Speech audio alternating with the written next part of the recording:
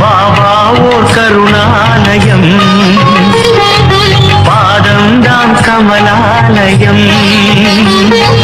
பாபா ஓர் கருணாலயம், பாதம்தான் கமலாலயம். சாயப்பா உறவுகள் அனைவருக்கும் வணக்கம்.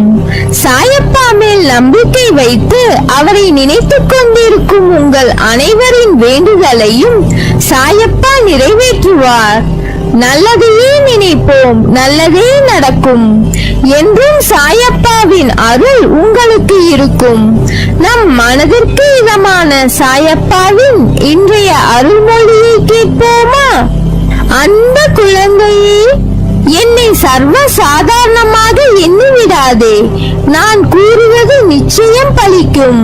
வாழ்க்கையில் பிறப்புக்கும் இறப்புக்கும் இடையில் அன்பு, பரிவு, இரக்கம், மன்னிப்பு, கோபம், வெறுப்பு, விரோதம் என எத்தனை உணர்வுகள் நம்மை ஆட்டி படைக்கிறது. இந்த சூழல்களுக்கு நடுவில் 1000 உறவுகள் நம்மை சுற்றி வலம் வருகிறார்கள். அம்மா, அப்பா, அக்கா, தம்பி என பல உறவுகள். அவர்கள் உன்னுடைய ஒவ்வொரு ஜென்மத்திலும் வெவ்வேறு ரூபங்களான ஆன்மாக்களால் வருகிறார்கள்.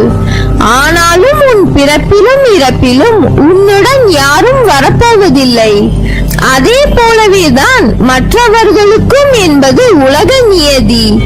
அப்படி இருக்கையில் வாழும் நாட்களில் ஒருவர் மீது ஏன் அன்பு வருகிறது, ஏன் கோபம் வருகிறது என்பதுதானே உன் கேள்வி. நீ ஒரு கற்கள் நிறைந்த வழியில் நடக்கிறாய். அப்படி நீ போகும்போது உன் காலில் அடிபட்டு விடுகிறது. அது உனக்கு வலிக்கிறது. அந்த கல்லை யார் கால்களிலும் படாதவாறு ஓரமாக ஒரு இடத்தில் போட்டுவிட்டு உன் வழியில் நடக்கிறாய். இது வாழ்க்கை பற்றி ஒரு புரிதல். நீ பெற்ற வலியை மற்றவர் அனுபவிக்க கூடாது என்று அந்த கல்லை யார் கால்களிலும் படாதவாறு ஓரமாக ஒரு இடத்தில் போட்டு உன் வழியில் நடக்கிறாய். நீ போகும் பாதையில் முட்கள் இருக்கிறது. அதை பார்த்து விடுகிறாய். உன் காலில் காயம் படவில்லை. இருந்தாலும் அங்கே மற்றவரும் செல்லலாம். அவர்கள் கால்களை காயப்படுத்திவிடக் கூடாது என்று அந்த முட்களை ஒரு ஓரமாக வைக்கிறாய். இவற்றின் மூலமாகத்தான் வாழ்க்கையின் உண்மையான அர்த்தங்களை எந்த அளவிற்கு புரிந்து கொண்டுள்ளனர் என்று தெரியும். வலித்ததால் அதை உணர்ந்து மற்றவர்களுக்கும் அது வரக்கூடாது என்று நினைப்பவர்கள் இருக்கிறார்கள். அவர்கள் மனதால் அன்பை நேசிப்பவர்களாக இருப்பார்கள். ஆனால் சில பேர் காலில் காயம் ஏற்பட்டதால் தன் வலியை மட்டும் கவனித்து செல்வார்கள். அதற்காக அவர்களுக்கு வாழ்க்கையில் அன்பு இல்லாமல் அல்ல, அவர்களுக்கு அவர்களின் வலியை தாங்க முடியவில்லை. அதனால் தான் தன் வலியை மட்டும் கவனித்து செல்வார்கள். அது தவறல்ல. ஆனால் முட்களை பார்த்தும் அந்த இடத்தில் இருந்து அதை எடுக்காமல் கடந்து செல்லும் உள்ளத்திற்கு தான் அதிகம் அன்பை பற்றியும் வாழ்க்கையை பற்றியும் புரிதல் வேண்டும். இவைகளை நான் உனக்கு கூறுவதற்கு காரணம், கடவுள் படைத்த அனைத்திற்கும் காரணம் உண்டு. அவற்றில் மிக புண்ணியமாய் கருதுவது மனித இனம். அவற்றின் தன்மைகள் அவர்களின் வாழ்க்கை என்ற முறையில் கடவுள் நிகழ்த்தும் நிகழ்வுகள் தான் இது.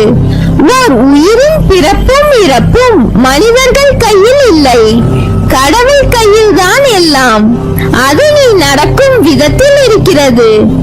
இதையெல்லாம் உனக்கு போதிப்பதற்கு காரணம், என் பிள்ளையான நீ கிடைத்த வாழ்க்கையின் பயனும் நீ எடுத்த பிறப்பின் மகத்துவத்தையும் அறிய வேண்டும் என்றும் உணர வேண்டும் என்றும் நான் உனக்கு இத்தனையும் நிகழ்த்துகிறேன்.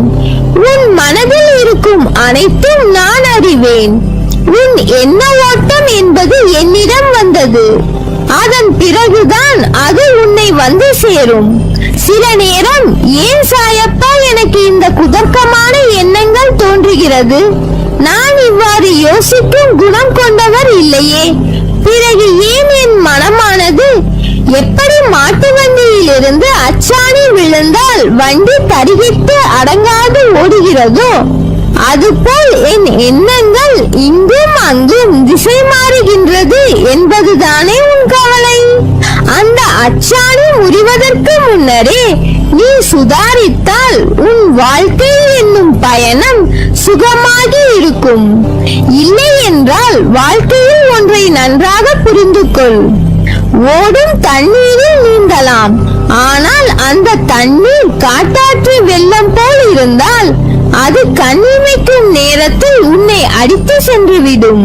நீ சுதாரித்தால் மட்டுமே உன் எண்ணங்களின் நிலை அறிந்த பிறகுதான் நீ நிதானத்தில் செயல்படுகிறாயா, அல்லது சந்தர்ப்பத்தின் குழப்பம் உன்னை இப்படி தேவையில்லாமல் யோசிக்க வைக்கிறதா என்று தெரிந்து கொள்ள முடியும்.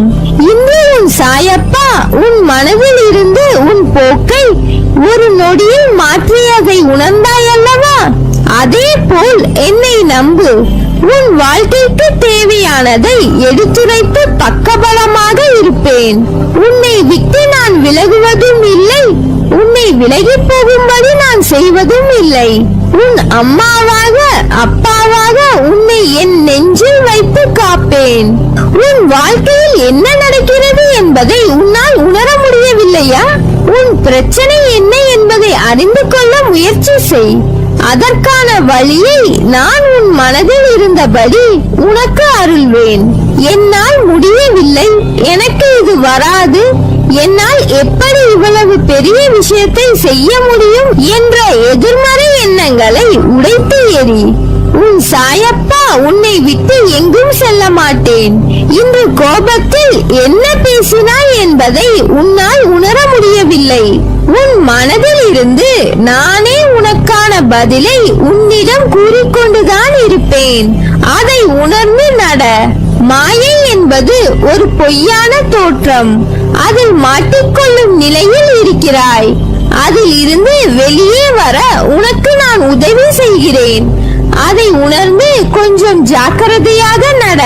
உன் சூழ்நிலை உனக்கான வழியை தருகிறது என்று அழுகிறாய், ஆனால் அது வழியை தருவது அல்ல. வாழ்க்கை என்பது எளிது, ஆனால் யதார்த்தத்தை நீ புரிந்து கொண்டால்தான் அது சாத்தியம். அதை புரிய வைக்கவே சில கசப்பான நிகழ்வுகளை உனக்கு நிகழ்த்துகிறேன். நான் எப்போதும் உனக்கு துணையாக இருப்பேன், உன் அம்மாவாக அப்பாவாக. என் பிள்ளையான உனக்கு நல்ல காலம் நெருங்கிவிட்டது. அதனால் தான் பிரச்சனை உனக்கு பெரிதாக தெரிகிறது. ஒரு பிரச்சனை முடியும் தருவாயில் தான் அது தீவிரம் அடையும். ஒரு நல்ல முடிவுக்காகத்தான் உனக்கு இது நிகழ்ந்து இருக்கிறது. உன் அன்பு உண்மையானது, அதில் ஏன் நீ குழம்புகிறாய்? உன்னை என் இதயத்தில் சுமந்து அரவணைப்பேன். நம்பிக்கையோடு உன் காலடிகளை எடுத்து வை. அதன் பிறகு பார் உனக்கான என் செயல்பாடுகளை. எல்லாம் சரியாகிவிடும், பயப்படாதே. நம்பிக்கையோடு காத்திரு, நல்லதே நடக்கும்.